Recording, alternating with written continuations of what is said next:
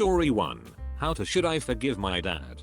In 2015, I was 12, and my mom got sick.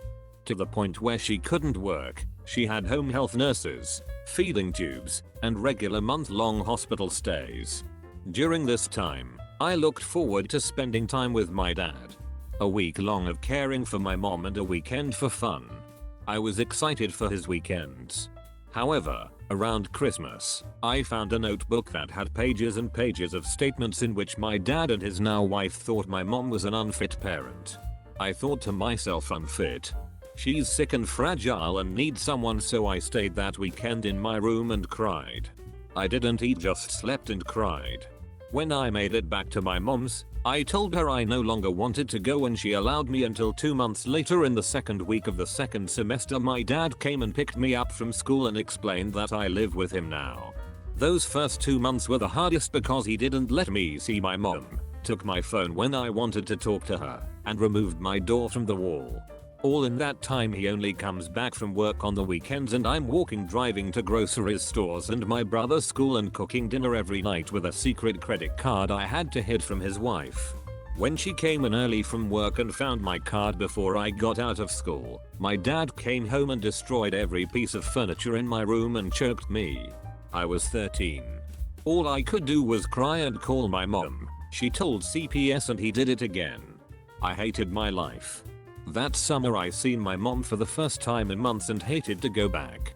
We bonded and enjoyed our time until he called the police and made us go home. But this time it was a new home. His wife was gone and it was just me in my first week of high school. He broke down to me my rules. I get one extracurricular, I have to wash his uniform daily, I need to make his lunch, I should pick my brother up from school and go with him to each football practice, I cook dinner every night, and I'm to be asleep by 9 o'clock. Fair enough. I roll with the punches. First semester goes by fine. I make lots of friends with a new identity and persona I created, and I'm excelling in choir and straight A's in my classes. Second semester, however, my dad starts a new job where he's making less, so now my grocery budget decreased and I'm kind of stressed. He's constantly agitated and my extracurricular has to get dropped. I understand, so I keep it to myself and stay in my room more and bond with my friends more. About a month left of second semester, my friends and I are caught skipping homeroom and the bathroom to copy each other homework. We're taken to the office and they call our parents. My dad comes home livid and curses me out for about an hour. At this point I'm emotionless. I'm numb to everything and look him in his eyes and say yes sir just because I'm obligated. ATP, he jumps on me and chokes me with all his strength. I kick him off until a straight out brawl starts. We're fighting blow for blow. By the end of the fight he has a knee on my abdomen and a hand on MG neck, choking me for 45 minutes until his mom comes and makes him get off. I go in my room, jump out the window to the neighbors and call the police. I'm taken away in an ambulance.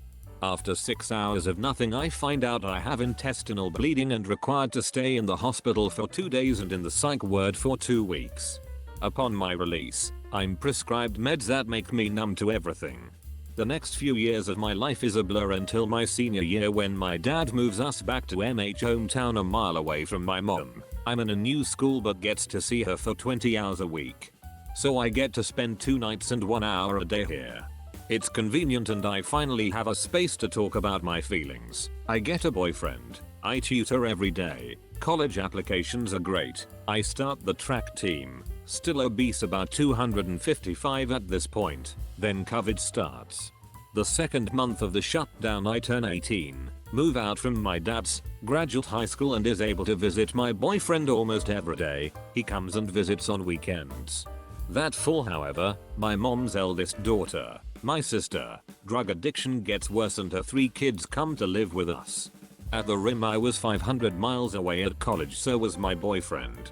His college is only 8 miles from mine but he's 2 years older.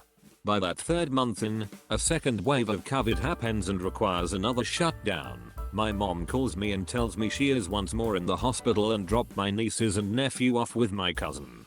So we came home and changed my courses to online while the shutdown was in action and raised my nieces and nephew.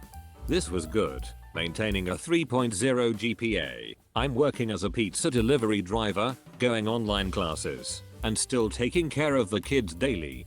My boyfriend got a job in his field, so I no longer had to work. My plate softened, and instead of supporting Kai's struggles for the next year and a half, my dad called me every week and told me I'm a failure, I will stop out, and if I'm not already pregnant I will be. I understood his concerns and told him I'm using protection. I only see my boyfriend 1 week a month, and I regularly posted my academic achievements online for him to see. Over the course of a year and a half, after I got engaged and bought the 5 of us a house closer to my school so I can now take hybrid classes, he still had not stopped. Soon a whim, I changed my number, deactivated all socials, and avoided contact from all his family. Doing this caused me next levels of stress and anxiety that he would find me until I gave myself stomach ulcers. I had to have surgery, and instead of a repair, they gave me a partial bypass. So in recovery, I healed horribly. It took me a year to be able to sit up without assistance. In that time, I sold my home and moved back in with my mom due to the fact that it was difficult to do it all by myself with the scar tissue growing as rapidly as it does. I only have 1 year of undergrad left, and my dad found me at the grocery store about a month ago and seen me in sweatpants and a t-shirt and thought that his predictions came true and ranted in the middle of the store about the whore and retard I turned out to be. This past week he reached out and apologized for everything and told me that if I can turn my life around, or if I just want to talk about my feelings, I can turn to him. I'm angry. My mom agrees to keep away. My fiancé agrees, but my grandma and uncles and aunts tell me to give him a call. I just don't see myself forgiving him. Should I? In the future, I know I would like to have him as a person that my kids know, but I'm not sure how not to hate him. Story 2. I'm uninviting my childhood best friend from my wedding for what she did to me. I, F20, met Audriana, F19, during middle school, and we became fast friends. We both bonded over being introverted and quite nerdy. She had always been the quiet, shy girl of our friend group, never really speaking up much. This persona disappeared as we entered high school, where she became more outspoken and branched out to new people. Towards the end of my freshman year, I met Dylan. Dylan and I instantly clicked, and after several months, we began dating. Fast forward to high school graduation, Audriana revealed she had a partner in Nevada, which was across the country. She eventually left and has been living there since. Months later, Dylan and I got engaged towards the end of 2022, and since then we've had multiple discussions about wedding planning. However, while on one of our dates, Dylan revealed to me that about 1-2 years into our relationship, Audriana had texted him, saying that she wanted to be in a relationship with him, telling him that I didn't need to know and that what she doesn't know doesn't hurt her. I was absolutely livid. Not only because she had tried to get with my then boyfriend, now fiancé, but that she was giving me all smiles and continued to be my friend after she went behind my back. And even though she failed in her attempt and was now halfway across the country with her new partner, I couldn't help but feel so utterly betrayed by her, even if this happened several years ago. I'm not sure if this is even something to be upset about, because like I said, this happened years ago and she has a partner now, but I no longer feel comfortable with her attending our wedding. I don't think I could be comfortable knowing she had tried to break us up and get with my groom at some point. We're still in the planning stage, and have yet to hand out announcements or invitations, but I don't think I'll be sending any to her. Story 3. The Towel. This started about 2020, a few months after my father's death. I, 20F, was devastated, but luckily my family was all around me and my boyfriend stayed by my side the whole time. Ever since I could remember, my aunt, 40s, didn't show any interest in my brother or I growing up and never took the time to actually sit down and talk to us really. My dad really didn't like her, and when he got drunk, he would say how much to the point that he wanted to physically harm her, never had. When my father passed, for some reason, there was a change in my aunt. She suddenly wanted to be involved in my life and my brother's, which we were both skeptical. A few months later, I go on a camping trip with my grandparents to spend time with family, with other extended family members attending on the same campgrounds.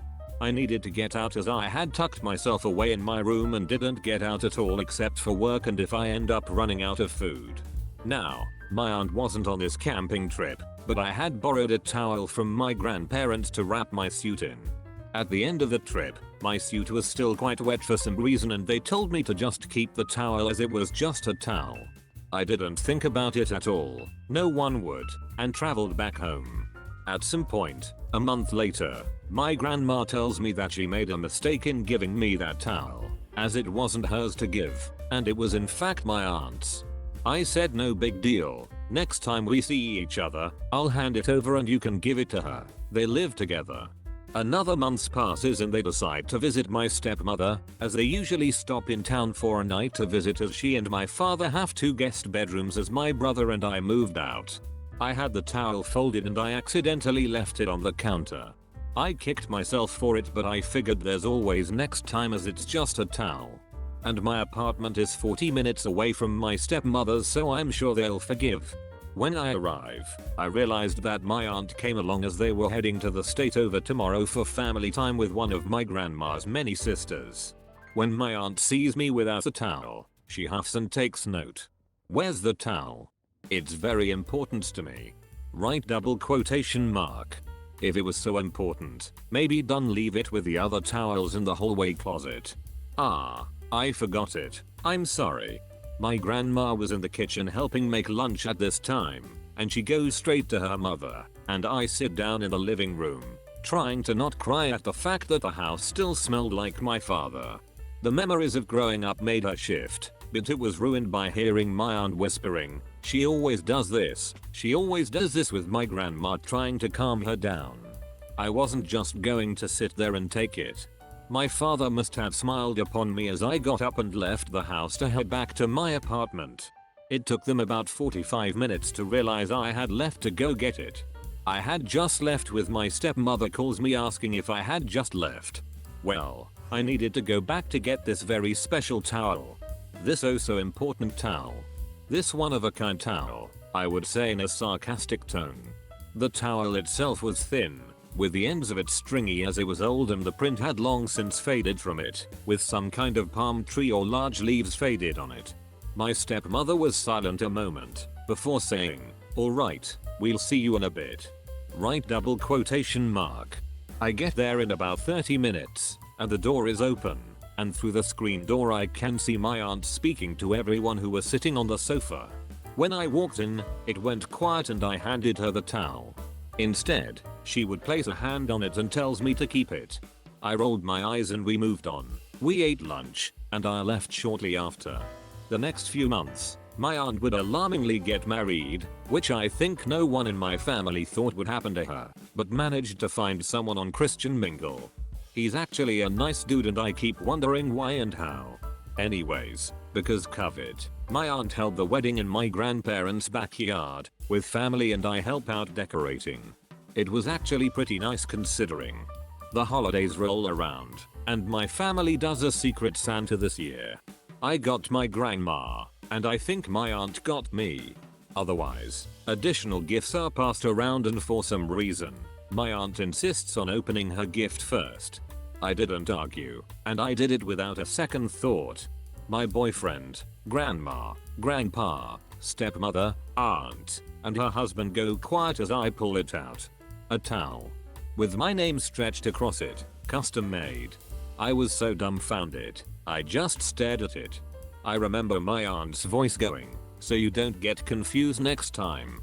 I think I have never gotten too angry before in my life. The heat in my face was intense. Before I could do or say anything, my stepmom quickly says, "Oh, open mine, aunt." Right double quotation mark. It was a towel, with my aunt's name on it. I guess they have the same idea, and they laugh it off. I don't remember anything after that. Opening the rest of the gifts were a blur. I left the following day. I didn't want to stay there any longer. On the way out, I threw the towel away at a gas station. I normally drop stuff like that at a Goodwill but my patience was gone. My aunt has shown her true colors and I saw why my dad hated her. The following year, my aunt does a second wedding at the place where she wanted it originally if it wasn't for COVID. I shrugged because I was at the first one and this was more or less just a party. So I returned the RSVP with it checked no and my grandma called me saying how crushed my aunt was. I shrugged and told her I was at the first one. Right double quotation mark. My aunt for some reason really wants some kind of relationship with me after my dad passed as they had a horrible relationship. But that was ruined with the towel incident, and I admitted to my grandma that we probably won't ever have a relationship. This made her deeply saddened and my heart broke a little for her as I admire her so much. But I'm not in the wrong here, right? Story 4. My 32F boyfriend, 35M, of 6 years disappeared while I was out of town and I don't know what to do. Last Tuesday evening I, 32F, came home from being out of town for 2 weeks for work. My boyfriend, 35M, Nate was supposed to pick me up from the airport but once I got in, I wasn't able to get a hold of him and he never showed up. I was a little annoyed but no too worried because I figured he had fallen asleep. When I talked to him earlier that morning he said he didn't sleep very well the night before and was going to lay down before he had to come get me. So I called my sister for a ride home. When I got home Nate was nowhere to be found. I checked the garage and his car was gone. So I sent him a text asking where he was and headed upstairs to unpack. When I opened the closets to put my things away I saw that almost all of his clothes were gone. At this point I'm confused, so I start calling him, it just keeps ringing and then going to voicemail. I check his office and everything is still there. Everything in the house is still there and in place except his clothes and his car. I'm really starting to freak out at this point, so I call my sister and she comes over and we both try calling and messaging him and still get no answer. His computer and his laptop are both still in his office. I logged onto his computer and my sister his laptop. I know all his passwords, but we didn't find anything out of the ordinary, so I started searching his desk and found his iPad in the top drawer. I logged into it and checked everything I could think of and found nothing out of the ordinary. My sister suggested checking the Find My iPhone app on his iPad to see if we find out where his phone was.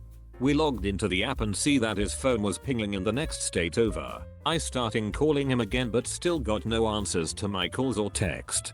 I really start to lose it here. My mind starts going all over the place trying to figure out what could be going on. I called the police because I think someone has to have done something to him. The police came out but they said there wasn't much they could do because he hasn't been gone long and his clothes missing was sign that he left on his own violation. Over the last few days I've done everything I can to contact him. He doesn't have any family except for a brother that he cut ties with before I met him. I found him online and sent him a message but he said he hasn't seen or heard from Nate in years. I keep checking his phone's location and since Saturday morning it has been pinging in the same location in the PNW. I took off work for the rest of the week and my sister and I are flying up there to go to the location his phone is pinging. Has anyone ever dealt with something like this before? How do I even confront him? What if he is with another woman? What if he isn't there or worse? I am so lost and hurt right now. My mind is all over the place. I can't think straight. I'm so lost right now. TL. Dr. My 32F boyfriend, 35M, of 6 years disappeared while I was out of town. Haven't been able to contact him but his phone is pinging in the PNW and I am going to confront him tomorrow. Edit. Yes, I have called or messaged all of his friends. None of them have seen or heard from him. I do have access to his bank account as we have a joint account but not his business account. He last used his debt card Friday night in a town west of Seattle, Washington. He owns his own business but has taken a step back over the last year so he doesn't communicate with them regularly. They haven't heard from him since last month. I am 5 months pregnant and we have known for 3 months. He did become a bit reserved and withdrawn since we found out but it's not uncommon for him to do that every so often especially around this time of year. I don't truly believe that he would abandon me and his child. That's just not the type of man he is but I don't know what to think anymore. Small update. First I want to say thank you to everyone for suggesting the welfare check epically you muppet John Bon Jovi. We called the department where his phone is pinging and they have sent someone over to see if they can make contact with him. It's been over an hour and we are still waiting to hear back. I am hopeful but still have an overbearing sense of dread. All I want to know right now is that he is okay and I can figure out everything else later. I just need to know he is okay. Update. The police were able to do a welfare check and although they were unable to make direct contact with him, they spoke to the couple who live at the house. They said they were old family friends and that he was there on Friday and Saturday but that he went to the Olympics Sunday morning to go hiking for a couple of days. The officers informed them of what was going on and they told him they believed he was okay and that they would contact me tonight to try and help explain the situation. What does that even mean? I am even more confused. Our flight to Seattle is at 9:45 am tomorrow and at this point we are still going. I hope these people did call but it's been a while now and I haven't heard anything. New update. I think this will be my final update. I have to get ready and get my stuff packed for the flight in the morning. I have just spent the last hour speaking to the couple whose house he was at and they against his wishes told me what is going on. They have known Nate since he was 12 years old. He started dating their daughter Ashley when they were in 6th grade and they continued dating all through middle school and high school. Ashley got pregnant toward the end of their senior year and they got engaged. I don't know how to even write this next part. When their son was 1.5 years old they were involved in an accident with a drunk driver. Nate was ejected from the car and Ashley and his son passed away in the accident. She said that he blames himself for it because according to him they were never supposed to be out that night and it was his fault they were. She said he withdrew from them and everyone else and that up until last Friday that hadn't heard from him since he left. She has offered to come get my sister and I from the airport in the morning and she can try to answer any questions I have while we wait for him to return. She said they know where he is. He is at the spot they spread their ashes. She said he told her that he need be with his son one more time before he let him go. I'm honestly in a total state of shock right now. I don't know what to think but I know he is in pain and I need to get to him and I can figure everything else after. Thank you to all the kind people who reached out and offered you suggestions. I honestly don't think I would have this information if it wasn't for you all. So again thank you. Story 5. Girlfriend, 25F, called me, 28M, unfair when I said I'd only be putting my name on the deed when I bought a house. I have been with my partner for over 3 years and we've said in the next 5 years it would be nice if we had enough for a deposit for a house. Last month I won a pretty substantial amount of money on a gamma show which will allow me to pay a large down payment on the house and get a mortgage. I was talking about this with my partner and mentioned to her that since I would be the one paying the down payment and deposit that I would only be putting my name as a homeowner. I said I don't expect her to pay towards the mortgage, I'd only expect her to contribute towards utilities and groceries. She said I was being unfair since we were planning to buy a house together. I said that if she wants to wait until we both have the money then that's fine, I'm more than happy to wait. She said since I have the money now, it makes sense for us to get a house now since it would mean we're not paying rent anymore. I told her that's fine with me but if we choose the option to buy sooner then I will be the sole homeowner.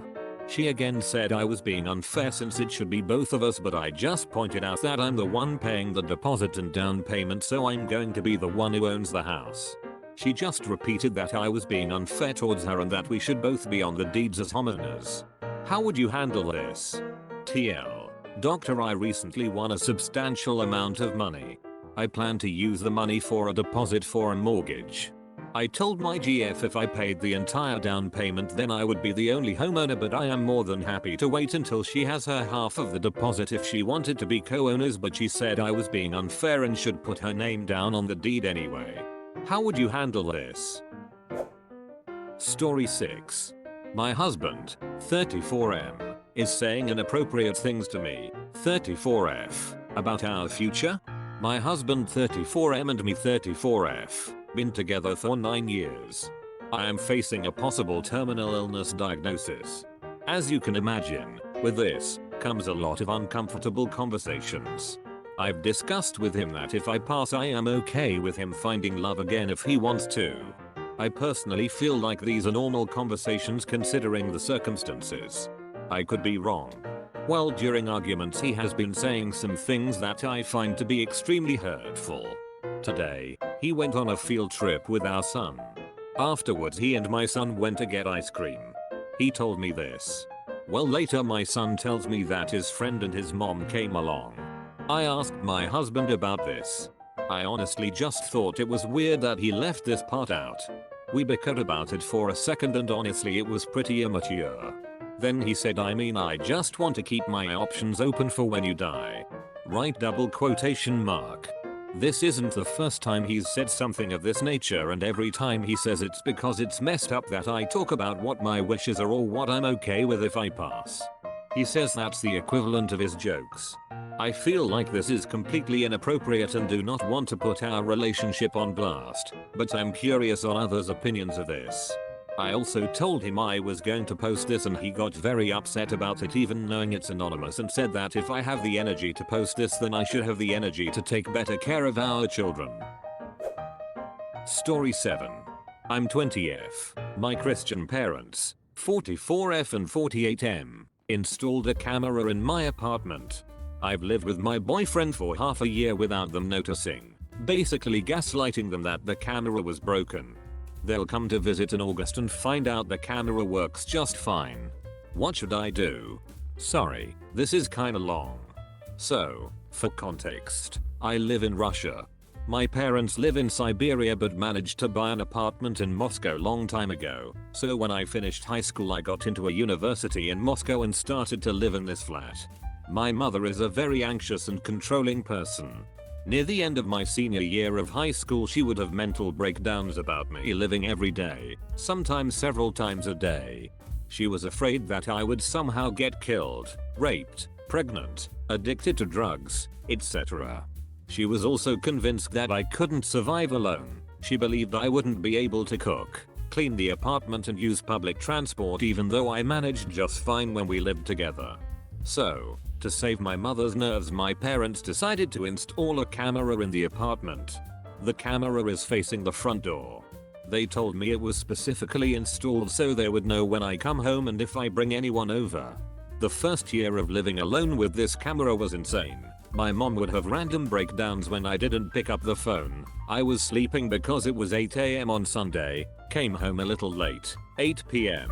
I decided to get a coffee with a friend after classes, ordered a delivery. A delivery guy could kill you, left my shoes near the door without putting them in the closet, you're ruining our property, didn't mop floors enough, just once a week and not every 3 days, etc. She would always FaceTime me as soon as I opened the front door and interrogate me about my day. If I didn't have enough stories to tell she would think I'm hiding something from her. She was always obsessively asking if I have a boyfriend and reminded that obviously I'm not allowed to have one. So, naturally, I've learned to turn off the camera by turning off Wi-Fi, hang out in the city extra hours so I would come home when my parents would have already gone to sleep, we live in different time zones, sneak out through the window, etc. This kept me sane for a while and that's how I've managed to hang out with my friends and go on Tinder dates. In October of last year I've met my now boyfriend on a dating app. We went on a few dates. I started to sleep over at his place a lot, mainly because he lived 20 minutes away from my uni, while my own apartment was an hour away on subway. Soon we basically started to live together. At first I would come to my place every day just so the camera would send a notification, then turned Wi-Fi off and went back to his place. Then I got lazy and went home just a few times a week, then just one time a week. Obviously my parents have noticed that and we've had a lot of screaming matches of FaceTime about that. I gaslit them that the camera was just broken and I had no idea why it wasn't working. I also told them that I have a lot of classes in the evening, so I'm not able to FaceTime them every day. We still text every day, my FaceTime only on Saturday. My mother is not a fan of this arrangement. She wants to talk at least 2 times a week so she has become financially abusive. Basically if I won't talk to her more she won't send me money. If it wasn't for my boyfriend, I would honestly starve. I always find an excuse why I can't talk on Sunday because I honestly can't bear it. Every time I talk to her I feel awful. So, it's been half a year of this. I'm living with my boyfriend, gaslighting my parents and live through periods of no money when my mother decides she is missing me and needs my attention. The lying is exhausting. So, in August they'll come to visit and they'll stay at their apartment. Obviously as soon as they come home they'll see that the camera works just fine. Basically I have two ways of going about it. Play stupid, act all surprised and try to pretend like I have no idea why it suddenly works again. They would obviously know I'm lying and it will result in maybe another camera, more financial abuse, etc. Own up to it, tell them I fact did turn the camera off and it will happen again as soon as they go home. Probably result in another camera, even more screaming, even more control, even more financial abuse, and is in fact really scary. I can tell them I do in fact live with my boyfriend. They would blow up because my mother believes that as soon as I get a boyfriend I'll get pregnant and ruin my life. Also she's vocally against living together before marriage and premarital sex. This one is complicated because there's a chance they'll like him. He's a little older, 25, earns more than my father does, which is a very decent income. My parents are middle class. His parents are very Christian. My mother believes in God and some religious teaching, but goes to church like once a year, while his mother goes weekly and put all of her kids in Christian schools, which is very rare in Russia, has a flat in a center of a city, has a master's degree, which is very important for my mother for some reason. He's overall social guy who looks fairly traditionally masculine, and like all of my guy friends from high school, my mother hated them. He's a very progressive guy, but he doesn't have to show his political views, right? Honestly it seems like he is a guy my parents can tolerate, but I'm scared that if they find out about him they would stop me from living with him, or, even worse, would pressure me to marry him, which I don't want to. They would also want to meet him, which I don't want to because it would be awkward as fuck. If they would be against me having a boyfriend at all they can cut me off financially and stop paying for my education, or at least threaten to. Also if I break up with him it would be a tragedy for my mother because I'm impure now. I know I have to become financially independent so they can't hold it over my head anymore, but I can't get a job before the end of the semester. Any advice would be appreciated. Story 8. I ordered $80 of pizza for a non-existent client. It was a family business and they were very mean and have no patience. I ordered a delivery. It came 1 hour later and cold. Called him out about it. Dude got mad, start yelling and refused to take it back. He throwed the change at me and stormed away. I called his father, pizza owner, to complain, and he told me that his kid don't get mad if he wasn't right, and told me to put the pizza in the microwave and hung up. I was mad AF. I decided to wait until I cool off and think about what to do. So the next morning, I called the pizza from a phone booth and ordered almost $80 worth of pizza. I gave them the address of the apartment next to me which was empty. I turned off my TV so I can hear him coming. He came more than an hour later and started knocking the door. Of course no one responded. He insisted by knocking loudly. So I opened my door and sees him with a ton of pizza. I just laughed and closed my door. He automatically knew that it was me but couldn't prove it. Story 9. I know my wife is cheating. I have been married for over 20 years. She has been having an affair for several years now. I recently found out it was more than platonic. I have been tracking her and monitoring her phones. I have been collecting evidence for a final I know everything conversation and have her leave. Although we have not been intimate for several years. I truly love her and don't know what it would be like without her. College kids still living at home and house is paid for. So if she leaves she will also lose seeing the kids. I want her to leave so that she sees everything I provide in this house. I really want her to leave so that she is embarrassed of what she is doing. The guy was a friend of the family, but she no longer invites him because I know. I want to hurt her for what she has done to me and have all of her family judge her for how she has treated me. I want her to suffer emotionally and for her to see what she had and lost it. Just a little more information. House is paid for, but have children in college full time. They cannot afford to live on their own just yet. I am not leaving and the children will stay in this house. Story 10. I found out my girlfriend of 3 years cheated on me. She's coming home to an empty apartment today and a note. I found out when she was at work on Monday. I work from home, and her iPad kept making notification sounds. I went to go turn it off, and when I opened it I saw all of the Facebook notifications from some dude, and they were definitely flirtatious and sexual, so I read through them. I couldn't believe it. She was 100% cheating on me with this guy for several months now. All those late nights at work or outings with girlfriends must have been this dude. I didn't even know we were having problems or she wasn't happy. I had even bought a ring and was planning to propose. I was crushed and still am. I can't reconcile it. I went to the jewelry store and returned the ring and made arrangements to take today off of work. She's the primary on the lease, so I'm just moving into a buddy's house, and I rented a U-Haul and I'm loading everything I own in there and leaving. I also took some of the furniture we bought together, like our couches and our new TV. I have the receipts and they were bought with my card, however she did give me half of the money. Is that fair? No, but neither is me being cheated on, so I think this balances it out a bit, and I don't feel particularly bad about looting the more expensive electronics and furniture we bought together given the circumstances. Also, I figure her new boyfriend can help her refurnish the apartment. I wrote her a note telling her I found out about all of her meetups with this other guy and that I'm not coming back. It legitimately bothers me how easy it is for her to do this level of betrayal and be a good enough actress to where I genuinely never suspected anything. I legitimately can't ever trust her again. Edit. I'm overwhelmed by how many positive comments there are and how many DMs I've gotten. Thank you all so much. It means more than you think it does. I'm doing okay, just sitting at my buddy's house and I just finished unpacking.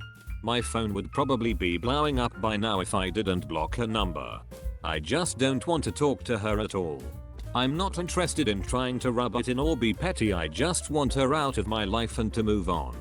Update. I've heard from a few people that my ex is absolute basket case right now and going apeshit trying to find me. She found the number for my brother's office, who is an attorney, and she went off on him, and he told her if she contacts him or myself again he'll file for a restraining order, and hung up on her. One of her friends texted me and said what I did to her was cruel. I told her I was ready to marry her and wanted to spend the rest of my life with her, and she was fucking some guy behind my back for over 6 months as far as I can tell. What I did might have been cruel, but it isn't as cruel as what she did to me. A buddy of mine and his girlfriend saw her at a bar getting shit-faced and breaking down until she got bounced. I don't take pleasure in it, I just want her to stay gone. Story 11. My wedding is in a month and I'm breaking IT off. I know it sounds impulsive, and I suppose it is, but there's a good reason behind it. My 23F husband-to-be, we'll call him Liar, 36M, is no longer the man I thought I was marrying, and I'm honestly not sure if he ever was. We met through my brother, 26M, who set us up on a blind date 2 years ago. My brother met him at work and apparently they just clicked. He thought Liar and I would be a perfect match. The date went well and Liar thought it'd be a good idea to go on one again. While on the second date, I thought it'd be a good idea to make a few things clear, in case this would lead to a long-term relationship, which it did. I explained that I wasn't interested in being with a religious person, someone who wanted children, etc. Basically anything that could cause problems in the future. One thing I mentioned in particular was that if I wasn't his type he should be forward about it, because I wasn't interested in changing anything permanently. I'd also like to add that we discussed medical problems, because I am on medication for a psychological disorder that causes drastic weight fluctuations. Close bracket. He agreed with all my views, even saying that I was exactly his type. He said he didn't mind the weight fluctuations either, because it didn't change my appearance all too much. Which is true. Well, we've been engaged for 6 months now, and last week Liar sat me down and told me not to freak out. I listened. He explained that he wasn't entirely honest with me, saying that he was a Christian and wanted children. He then continued by saying that he thought I would have changed my mind about these things, but that ultimately we could work through it together in counseling after the wedding. That wasn't where I freaked out, because I wasn't given the chance to.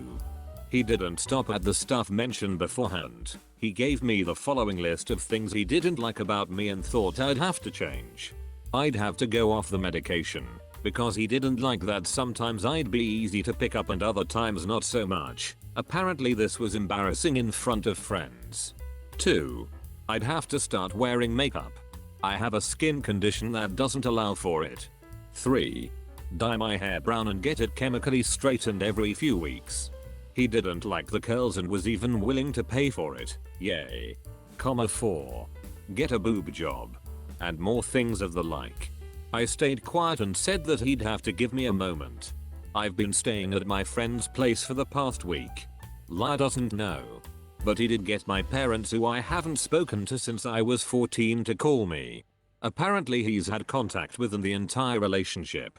Knowing full well what they put me through. I honestly just don't know what to do anymore. I'm leaving. But I'm not sure how to tell him. Story 12. I called CPS on my husband's sister and got her arrested, and now my husband is filing for divorce over this. I feel like everyone's gonna say I'm wrong and that family comes first and I should have stayed out of it, because this is exactly what my husband's entire family is saying to me, and now they hate me and my husband is filing for divorce against me. His family told me instead I should have talked to them and have one of them safely drive the kids to grandma's, and I should have helped his sister instead of ruin her life and get her arrested and have her kids taken away from her. So I called CPS on husband's sister, who is 29 years old. She has 4 children and 3 baby daddies. She's unmarried. She's a single mom and is full custody of all her kids. So she's an alcoholic. She usually puts her kids in daycare on random days, even when she's not at work, because she wants to go to the bar and drink and find a guy. She is always jumping in relationship to relationship. So she is always putting her kids in daycare so she can get hammered. So she also drinks and drives with her children in the car. She claims it's not that serious because she's tipsy when she drives, and she is a better drive tipsy than sober. She's not a good person. I hate her. Unrelated, but she is also a backyard breeder. She was starving the mama dog because she doesn't have time to take care of stupid dogs when she has a job and kids to take care of. These are her words. The mama dog died during labor and more than half the litter didn't make it either. She never took this dog to the vet either, she just sold the pups that did make it. Anyways, this part is a random story, but this is the main reason why I fucking hate myself. Anyways, I took a recording of the evidence and I also called the police, gave the license number and other information on where she was headed. The police got her and they checked her ALC percentage. She's still in the county jail because no one wants to pay $1K for her bail, but my husband's mother and other sister are working on her bail and gonna get her out by tomorrow morning. We don't know when CPS will return the kids. I feel I was doing the right thing, but my husband's family hates me. My husband said this isn't my place. He is leaving me and I'm begging him not to leave me. I feel so vulnerable right now too because I just had a baby 6 months ago. Also, his sister is threatening to beat me up when she gets out of jail. Story 13. Inadvertently pretended to be someone else on the telephone. Many years ago, when my children were young and mobile phones weren't commonplace, one of my kids' friends was having a birthday party. Now, the kids were all around 7-8 and the birthday boy's grandmother was organizing the party since she was quite involved in his life and we all knew her well. She had a very distinct voice. I was a busy mum of 4 kids of my own around this time and the old landline phone rang as I was cooking dinner and I knew it was her as soon as she spoke. The trouble was she thought she rang someone else. Another mum called Mary and I didn't catch on straight away that she thought she was speaking to other mum, so I sheepishly went along with it, trying to get her off the phone. It was too late to tell her I wasn't the person she thought I was, as I had already started to answer questions about this other lady's family. I don't know why I didn't say something to her. I think I was a bit distracted with cooking and wrangling the kids, and embarrassed by that stage. She chatted for a few minutes about the party and invited this family to attend and gave all the details, even checking about one of the kids' allergies. For all she thought she had invited this family and checked them off her list. Once I got her off the phone I breathed a sign of relief until the phone rang again. It was her. She was now ringing me to invite my kids. I answered the phone in a slightly different voice than what she had just spoken to and went through the same motions. Yes, we'd love to come. See you there. When the day of the party comes around we attended and she was asking where Mary was since she hadn't shown up. She thought Mary had sounded a bit strange on the phone when she rang her to invite her, but couldn't understand why she hadn't turned up with her kids. I said nothing and I felt terribly guilty that the kids had missed the party and now the grandmother thinks Mary didn't turn up. I never told anyone what happened and I still don't understand why I didn't correct her earlier on the phone and I let it go on. 20 years have passed now and I hope she and Mary reconciled. Story 14. I lied at going to college for 3 years to family and friends but really been doing nothing. I am ready for whatever shame or anything that comes my way. I really need to hear it as a wake-up call. Wrote this last night. Sorry for the grammars, I did write this fast. Growing up in a strict Asian household as the eldest child, 21F, I've carried immense pressure from my immigrant parents. To cope, I've resorted to a web of lies, culminating in a monumental deceit, pretending to attend college for nearly 3 years. This all started back in 2020. I went to community college, so still living at home, but due to COVID classes had to be online. Well, I lack motivation and my mental health, even now, was terrible. Led me to fail the entire semester. I should have just withdrawn from all my 6 classes I was taking, but I thought I could fix my mistakes. Anyways, I obviously didn't tell my parents till the end of the semester that I failed. I basically had to confess during New Year's Eve BC. My mom caught on that something was up. My parents have both advocated for school and think it's the only way to a successful life. We had a major argument that almost led my almost dad throwing and hitting something at me. During those times I opened up about my mental health such as depression, and well, that wasn't fun as my dad doesn't believe in that stuff, and while my mom is a little more sympathetic she's still skeptical. That's besides the point. Basically I got a job and my parents told me that I only had a month to take I guess what was a semester break. It got me in another agreement BC. I felt a month was too short of a break for me and that I needed at least a year to really get myself together. I lost that argument and went back to school. I did 2 really fast-paced online classes. I actually did pretty good in those 2 classes. Managed to get my GPA slightly up. The next term I did pretty decent.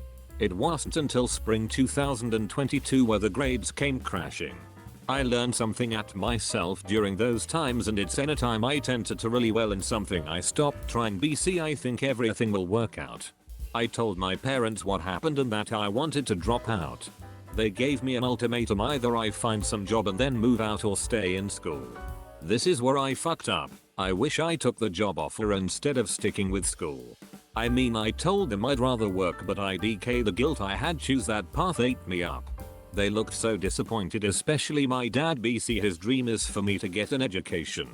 It really had me questioning if I'm doing this just to please them, which I was BC. I chose to go back to school. Now this is where the lies begin. I basically flunked out of college. So I couldn't take any classes for 2 whole semesters. Also, this whole time I'm going to school for free. My school is getting paid for. So what did I do? I would pretend to leave for school, then I deepen the lie by saying I was able to transfer schools and now my supposed graduation is coming up this week. Okay. Well, the first half of the year back in fall 2022, I literally did nothing. I would just sit in the car or at my campus library and watch YouTube all day. Anyways, I ended up getting a new job. Wasn't so bad, but I left the job. Fast forward to January-March 2023, I sent in my appeal letter to my school and got accepted back to like 3 classes over the summer. Did okay. I did withdraw from 1 I believe, but wanted to move school. Start fresh. So I started looking up online schools or just any school, whether it was a trade, vocational, beauty, and just any sort of program to help at least have something. I told myself once I got that sorted out I'd tell them. I didn't get things sorted out. I still am. I started doing some self-learning. I have a passion for film and graphic design, so been studying on that. Learning stuff on digital marketing through YouTube BC. Why not? Maybe get into content creation. Be a UGC creator IDK. I've been studying for the CLEP exam in case I do want to back to college. I can just take tests to get out of retaking all my failed classes. Started DoorDash just a month ago. While it isn't some crazy money, at least I'm making something. Also go to the gym and been working on my health. Most of the time though it's just me doing research and not getting into action. Mostly because I'm scared to take risk. I can't even say the small things about myself to my parents. I don't even think they truly know me. For example, I have an interest in fashion. I've seen these girls online start business where they help style people. They buy items and pieces that match the client's style and aesthetic. That sounds like so much fun and something I'd love to try. Another thing is psychology and even sex psychology. IDK, I've heard some people say I'd make a good sex therapist with the advice I give and how open I am about it all. Plus I've always been fascinated by these industry. Not that I'd ever join, just so curious as to why one would choose that life and how as a society we indulge in it. Anyways, hopefully I can share that with them when I confess. BC, I might confess a lot more than this. Either due to the depression and anxiety I got, which I really should see a therapist for. I desperately need one. Also considering I might have ADHD due to the lack of focus and commitment I have. While not being in college or having an actual stable job did make me slightly happy, as I didn't have to worry at an assignment due or a shift to go to. This 3 years of self-reflect made me understand how privileged I am. I got to go to school for free and I've just been leeching off my parents for everything. People would probably kill to be in my shoes. I feel like I've been ungrateful and selfish for the lies I've told. You'd think after the first 2 incidents I would learn my lesson, but clearly not. I haven't only hurt my parents but my younger sister as well. The amount of pressure she must be in to succeed. BC, I ended up becoming the failure. I mean, she's told me this recently, so I know. I feel like a shitty, terrible person, like I've committed a crime. I know me feeling bad doesn't make me a shitty person, but I just feel like I don't deserve this privileged life I've been given. My parents worked hard for this and for me to just tear it all down. Like, the only reason I ended up here is BC, I failed a shit ton of classes in college and I'm not stupid, it's just I'm so lazy that it really hit me hard. I need some motivation. Like some good motivation. I have days where I feel strong and determined and most lazy, tired and undetermined. Now, at a crossroads, I grapple with conflicting desires to please my parents with academic success or to forge my own path towards personal fulfillment. It's like, what do I choose to do? I'm already 21. I don't have like a set in stone goals. Like, I want to do everything and nothing at the same time. I want to turn my life around. I don't want to live with my parents forever, but the future scares me. I honestly didn't think I'd be alive right now. Not that I've ever KMS, but I have thought at it. Even now I've thought at that, or running away instead of facing the truth. Tomorrow, well today since I just posted it, I must confront them with my truth, armed with a somewhat tentative plan for the future, acknowledging the need to grow up and shoulder responsibility, even if it means severing financial ties. I've read similar stories to mine on here. Some got good high-paying jobs and some even kept the lie going. Got fake degrees and everything. Wish some gave updates. My reaction is wow. It's nice to know I'm not alone in this situation. Others have been there. It feels good to get this off my chest because I've been keeping this to myself for 3 years. Only one other person knows, which I told them recently in case I get kicked out. I know this is all fault and I really have no excuses. I can't keep lying as much as I want to. I can't. I know they will definitely get angry, but I know it's out of love and care, hopefully. I'm ready to turn my life around even if it's challenging. Sorry making this so long. BTW, forgot to mention what I was majoring in. Education, hahaha, ironic. I wanted to be a teacher, I guess. It's weird I still do but don't. Edit. If anyone has any advice on how I should better my life or if I should stick to college. If anyone knows any resources or recommendations to programs or anything similar, I'd really appreciate it. Update-ish. Well, I'm gonna tell them when they come home from church, or when I do BCI volunteer at the Sunday school. So I have to go to church. While I'm not super religious, maybe if I pray to God or Jesus, both can give some guidance or a miracle. Who knows? Maybe my parents know this whole time and are letting me keep up the lie till I confess. I've had my suspicions. Anyways, regardless, it will be painful. Especially after church. My mom wants to throw me a graduation party and I'm sure right now she's telling people about it. I wish I had just said something as soon as she brought it up yesterday. The more I delay, the more mess it will cause.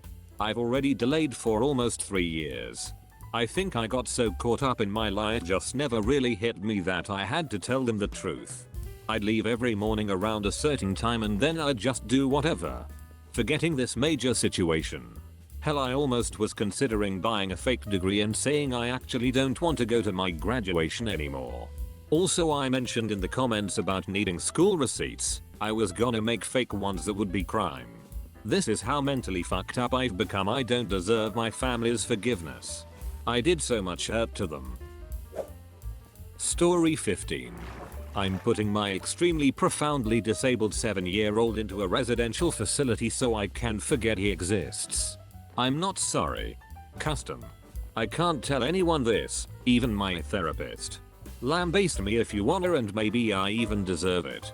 I only ask what you would do if you were in my situation. Not what you think people should do. What you would really do. I'm a single mom of 2 boys. 12 and 7. My husband passed away 3 years ago in a work accident. A very large portion of me believe it was a suicide. I can't see him ever making the mistake he made that caused his death, and he had taken an action just before that which ensured his co-workers weren't in the room. I fully believe he killed himself because of our younger son and no one will ever change my mind.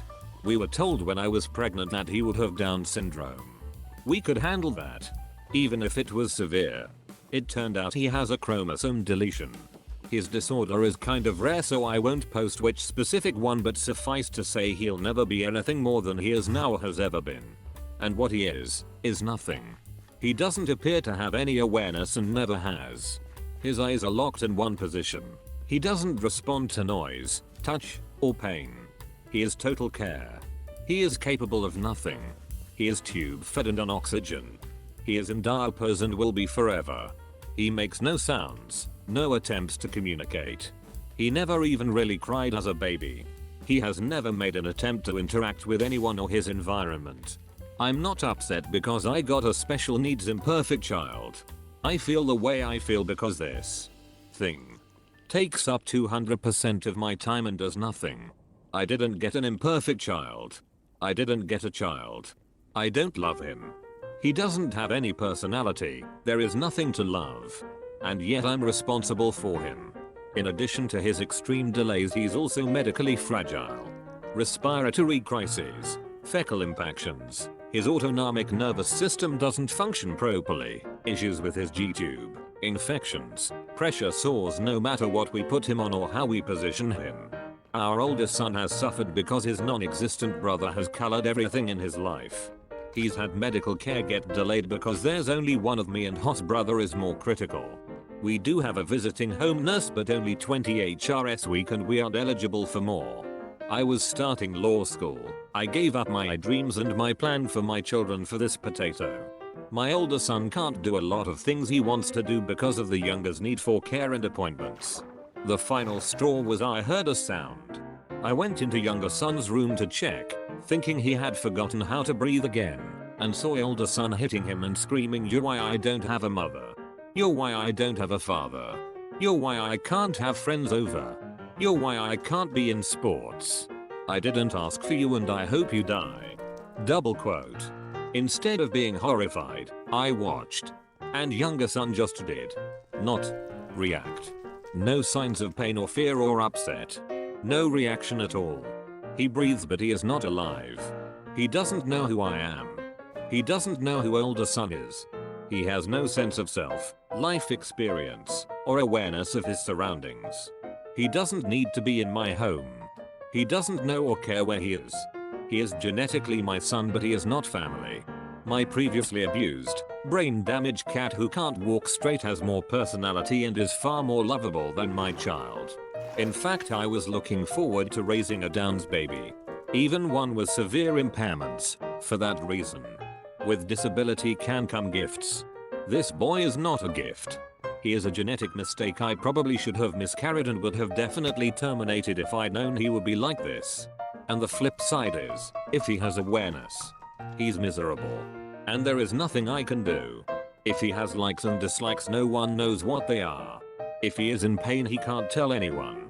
If he wants anything, he can't communicate. He's had every imaginable therapy, nothing has made a difference. And so he's leaving our home on the 29th. I feel excited and relieved and then guilty because I know we'll be happier with him gone. He's already taken my husband and my son's father.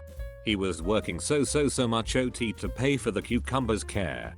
For the experimental therapy his insurance wouldn't cover. Because this one was going to be the breakthrough. He was tired and defeated and disappointed.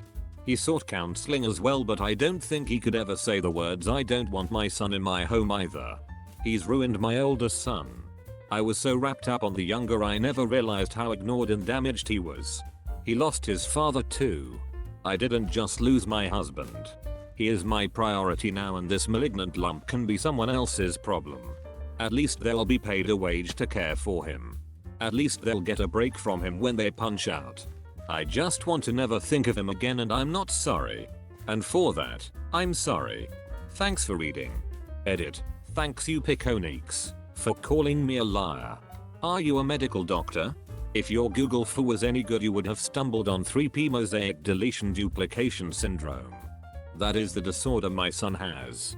I've basically identified myself by posting that, but hey, it's better than the PMs telling me to kill myself. If you look at the features of 3p deletion syndromes, they look like Downs. My insurance didn't cover AFP testing, which would have told us it wasn't Downs, and I didn't think we needed it. I had a regular ultrasound and a 3D. Both DRS were 99% sure it was Downs. This post was absolutely not fiction. Instead, the mods and especially you Piconiques just decided it was. If anyone would like, I'll dox myself. You can see my ID to verify my name, my marriage license, and my husband's death certificate. I will then link you to the news article of the freak industrial accident that ended his life so you can see it's the same person. As for not choosing hospice for my son, I can't. About a year ago I myself was hospitalized with severe depression and CPTSD, there is proof of that too. During that time my late husband's mother petitioned to get control as my son's medical proxy and got it. I'm fighting it, but it's a long, complicated process. There are competency hearings. There are statements from doctors and evaluations. Unless she opts hospice, which she refuses, I cannot decide that. I have custody. I cannot make medical decisions. She agreed to residential care, which I feel is the second best option. So, he is going into residential care. As for mistaking a child choking with hitting, I was downstairs. I couldn't hear what my older son was saying. I only knew he was speaking. Go punch a blanket or IDK, a person with weak muscle tone. Then ask said person with weak muscle tone to cough. They don't cough normally forcefully. It's more a strong puff. Similar to, again, IDK. A muted punch. When you're used to jumping at every strange sound, it's difficult to discern what's what sometimes. So, you Piconiques. Anything else you'd like to know? Care to admit I just might be telling the truth? There were identified details I left out, but guess you all need them. Thanks for watching. Be sure to like and subscribe. I regularly make new videos. Can you do me one last favor? You have a fantastic rest of the day now.